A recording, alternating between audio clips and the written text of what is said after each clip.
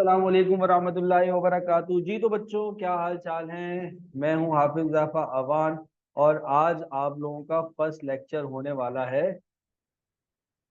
Management का।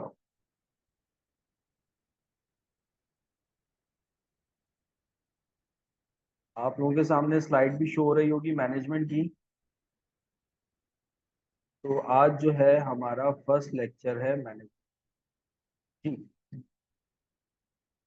तो सबसे पहले आज हम लोग डिस्कस करेंगे इसके अंदर कि मैनेजमेंट क्या होती है, किसे हम मैनेजमेंट करते हैं और क्वेश्चन क्या है इसके अंदर। पेपर पैटर्न सब बच्चों को पता है मैनेजमेंट का। 5 क्वेश्चंस आपको अटेम्प्ट करने होते हैं, कोई से भी 8 क्वेश्चंस आ रहे होते हैं। ये जितनी भी स्लाइड्स आपके सामने शो हो रही होंगी, इनके नोट्स में व्हाट्सएप ग्रुप में इंशाल्लाह ताला अपडेट कर दूंगा। चैप्टर नंबर 1 जो हम लोग पढ़ेंगे मैनेजमेंट, ये हमारा चैप्टर नंबर 1 है जिसको हमने पढ़ना है। और फिर उसके बाद इसी के नोट्स भी इंशाल्लाह ताला तकरीबन तकरीबन प्रिपेयर हो चुके हैं, वो मैं ग्रुप में आप लोगों के साथ शेयर कर दूंगा। मैनेजमेंट में डिफाइन मैनेजमेंट, मैनेजमेंट आप किसे कहते हो। डिफरेंट डिफरेंट ऑथर्स की मैंने डेफिनेशन ली है, जो फेमस ऑथर है मैनेजमेंट के हवाले से, और उन डेफिनेशंस को मैं एक्सप्लेन करूंगा और उसकी हेल्प से आप लोगों को मैनेजमेंट बताऊंगा कि मैनेजमेंट क्या होती है। कि हमारे सामने एक ऑथर आ रहे हैं, पीटर ड्रुकर। पीटर ड्रुकर जो है वो फादर ऑफ मैनेजमेंट भी कहा जाता है। जो हमारे पास मॉडर्न मैनेजमेंट है, उनके फादर भी इनको कहा जाता है। पीटर ड्रुकर कहते हैं management as the process of planning, organising, leading and controlling an organization's resources to achieve its goal। ये आपको बता रहे हैं कि इन्होंने कुछ वर्ड्स को जो है वो यूज किया है, और यूज करते हुए आपको मैनेजमेंट के हवाले से बताया कि मैनेजमेंट कहते किसे। मैनेजमेंट क्या है कि बेसिकली एक प्रोसेस है प्लानिंग का, ऑर्गेनाइजिंग का, लीडिंग का एंड कंट्रोलिंग का। किन चीजों को कंट्रोल करने का, या किन चीजों को प्लान करने का, या किन चीजों को ऑर्गेनाइज करने का या लीड करने का। ऑर्गेनाइजेशनल जितने भी रिसोर्सेज होते हैं उनको, ताकि हम अपने गोल को अचीव कर सकें।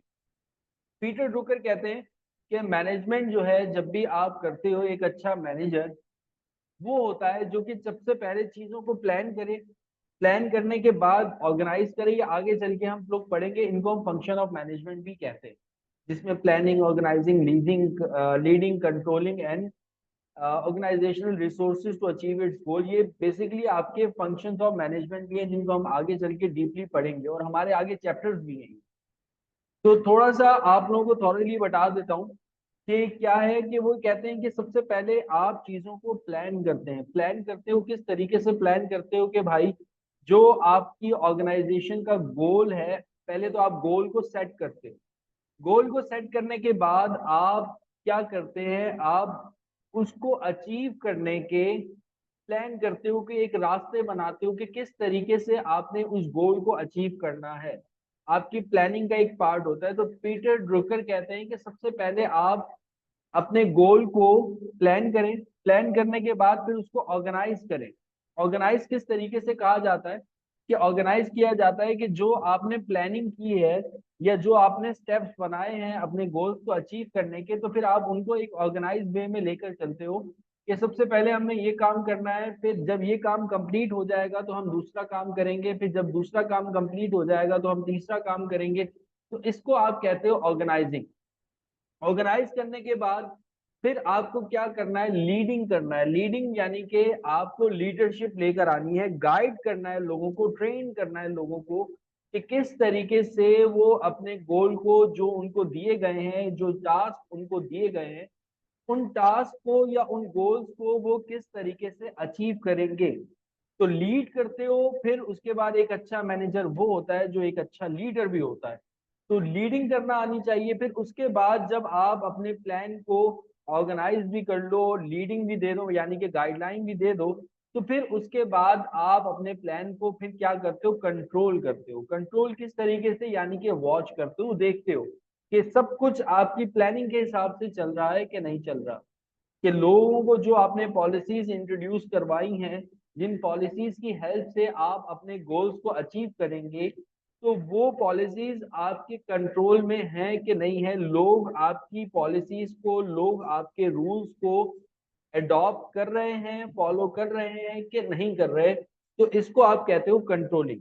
तो कंट्रोल करते हैं ऑर्गेनाइजेशनल रिसोर्सेज, जितने भी ऑर्गेनाइजेशनल रिसोर्सेज होते हैं।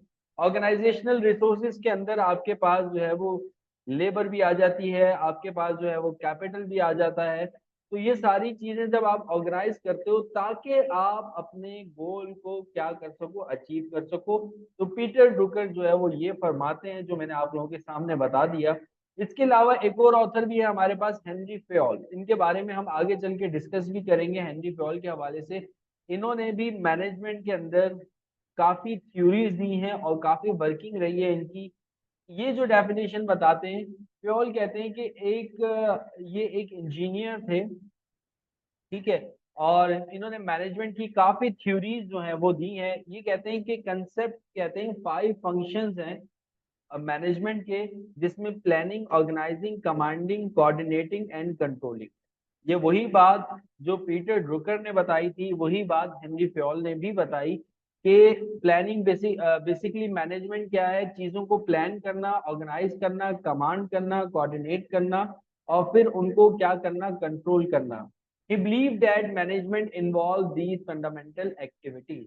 वो ये इनका बिलीव था कि इन्हीं एक्टिविटीज के ऊपर आपकी मैनेजमेंट जो है वो इन्वॉल्व रहती है। ठीक है, ये आपके बेसिकली जो planning, organizing, commanding, coordinating and controlling जो है, ये बेसिकली कमांड्स हैं, फंडामेंटल्स हैं आपकी मैनेजमेंट के।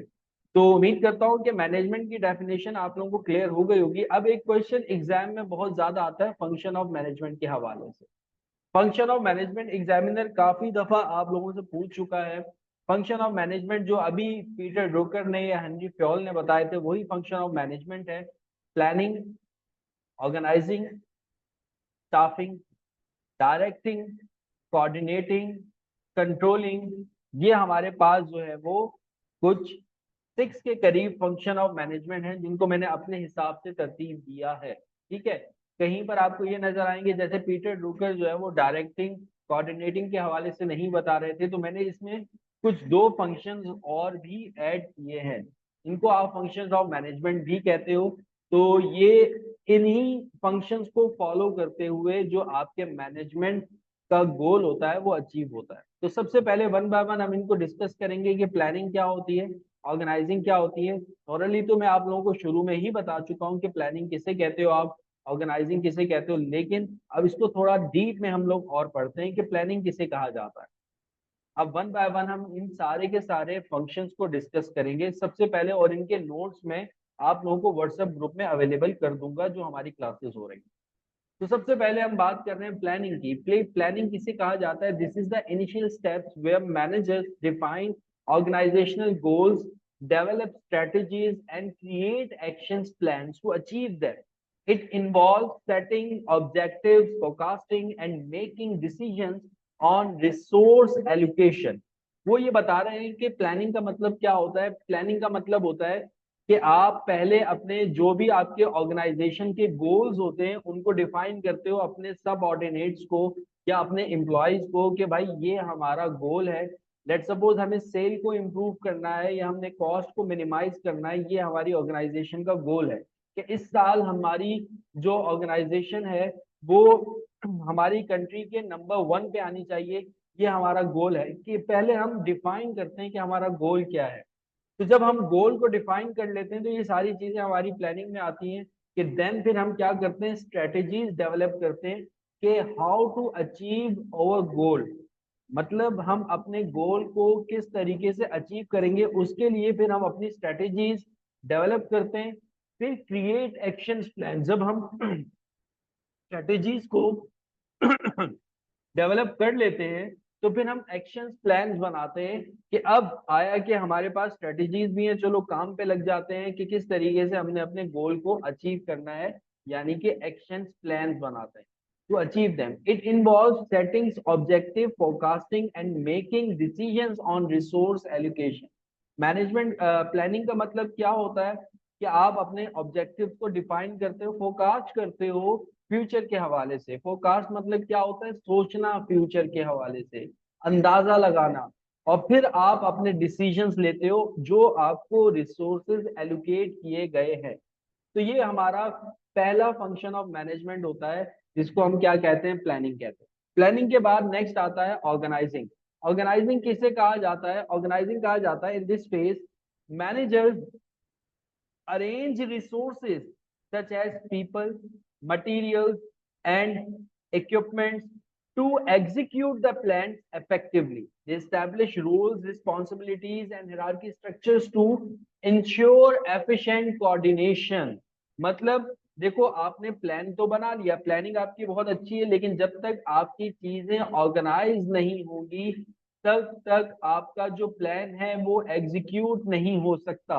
तो अब आप क्या करते हो, ऑर्गेनाइज करते हो, लोगों को गैदर करते हो, ठीक है, लोगों को इकट्ठा करते हो, मटेरियल्स प्रोवाइड करते हो, इक्विपमेंट्स लेकर आते हो। जैसे कि आपका एक आपने प्लान किया कि आपको नया प्रोडक्ट जो है वो बनाना है। अब नए प्रोडक्ट के लिए आपको लोग चाहिए होंगे, आपको मटेरियल चाहिए होगा, आपको इक्विपमेंट चाहिए होगा, ताकि आप अपने प्लान को इफेक्टिवली एग्जीक्यूट करवा सकें। तो अब इसमें यही बात है कि ऑर्गेनाइजिंग में फिर आप लोगों को गैदर करते हैं, मटेरियल्स लेते हैं, इक्विपमेंट्स लेते हैं, ताकि आपका उन लोगों को उनके प्लान के हवाले से रिस्पॉन्सिबिलिटीज दी जाती हैं कि उनका जो रोल है उसके हिसाब से उनको रिस्पॉन्सिबिलिटीज दी जाती है। हेरारकी वाइज आप बना लेते हो, यानी कि हेरारकी जिसे कहते हो, ऑर्गेनाइजेशन के अंदर एक हेरारकी होती है कि सबसे पहले सीईओ होता है, फिर डायरेक्टर होते हैं, फिर डायरेक्टर से नीचे जो है वो जो है वो असिस्टेंट डायरेक्टर होते हैं, फिर उसके नीचे मैनेजर होते हैं, असिस्टेंट मैनेजर होते हैं। तो मतलब एक हेरारकी बन जाती है। हेरारकी यानी कि आपने चीजों को क्या किया, ऑर्गेनाइज किया, ताकि आप एफिशिएंटली अपने गोल को अचीव कर सको। तो अब जब आप ऑर्गेनाइज कर लेते हैं तो नेक्स्ट फंक्शन आपके पास आता है स्टाफिंग। अब स्टाफिंग का मतलब क्या होता है, स्टाफिंग का मतलब होता है कि manager hire, train and develop a capable workforce. They must also ensure that employees are motivated and equipped with the necessary skills to accomplish their tasks।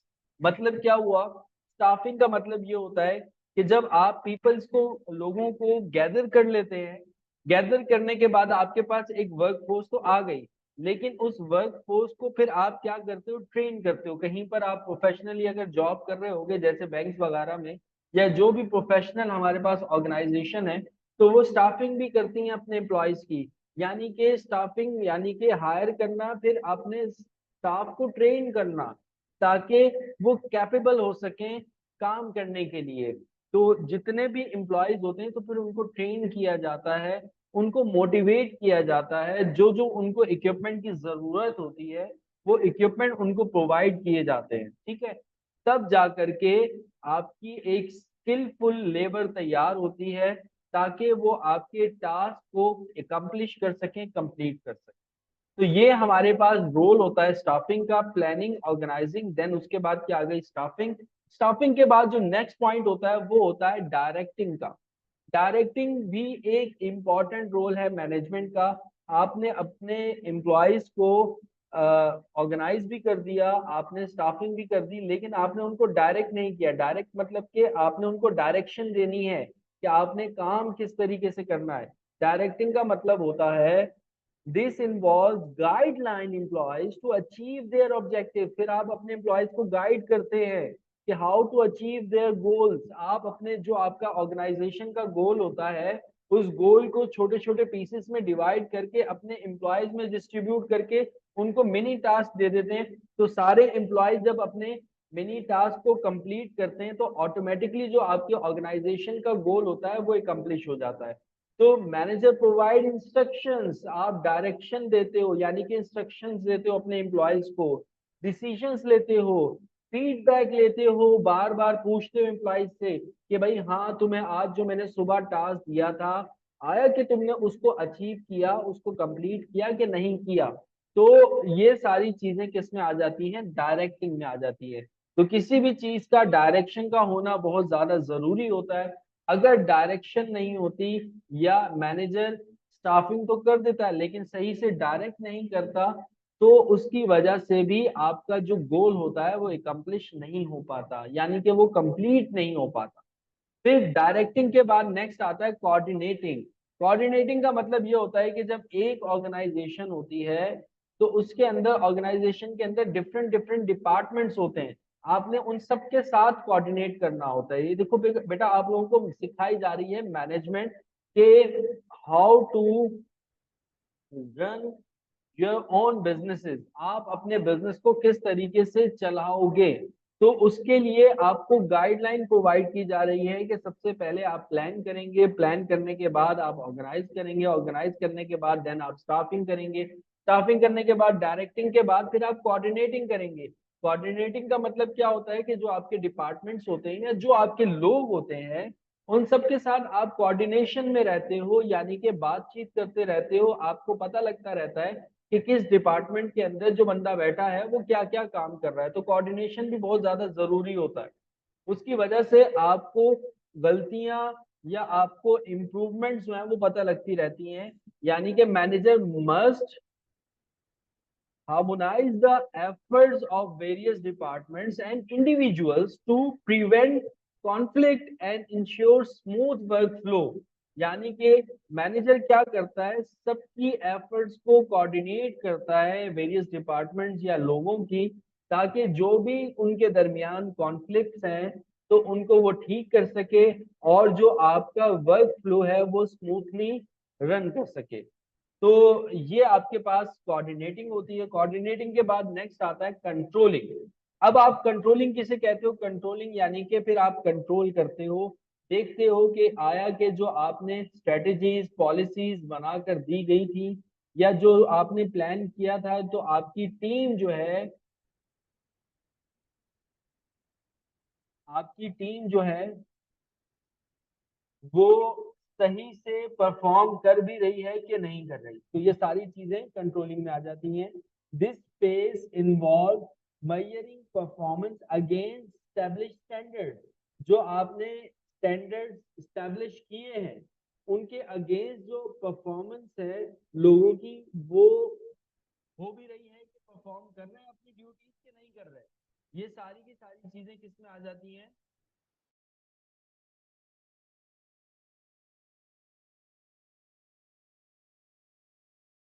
ये बेटा कंट्रोलिंग के अंदर आ जाती हैं। यानी कि जो आपने स्टैंडर्ड्स स्टैब्लिश किए, तो उनको आप फिर मेजर करते हो, उनको आप देखते हो। जो भी डाइवर्सिफिकेशंस होती हैं उनको आप आइडेंटिफाई करते हो। फिर उसके बाद इम्प्लीमेंटेशन देखते हो कि आपकी पॉलिसीज जो हैं वो इम्प्लीमेंट हो भी रही हैं करेक्टिवली कि नहीं हो रही, करेक्टिव एक्शन है लोगों का कि नहीं है। Manager use feedback to ensure that goals are meet and the organization remains on course. तो बेटा ये आप लोगों का आज का लेक्चर था, जिसमें मेरा बच्चा आप लोगों को मैंने पहले बताया कि डेफिनेशन मैनेजर, इसमें आप लोगों को ये बताया कि मैनेजमेंट क्या होती है। फिर उसके बाद हम लोगों ने फंक्शन ऑफ मैनेजमेंट को पढ़ा। इस लेक्चर को इंशाल्लाह ताला अपलोड कर दिया जाएगा, जो हमारा ग्रुप चल रहा है क्लोज ग्रुप, वहां पर भी, और साथ साथ इसके नोट्स भी और हैंडआउट भी आप लोगों को प्रोवाइड कर दिए जाएंगे इस पूरे चैप्टर के।